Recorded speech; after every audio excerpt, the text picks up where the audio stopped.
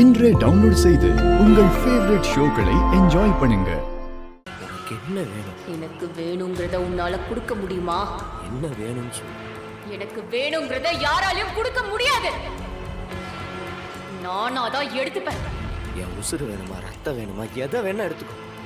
எதை வேணா தயவு செஞ்சு என் வீரம் விட்டுரு. அவன் என் உசுறு. அவ மேல உனக்கு அவ்வளோ காதலா?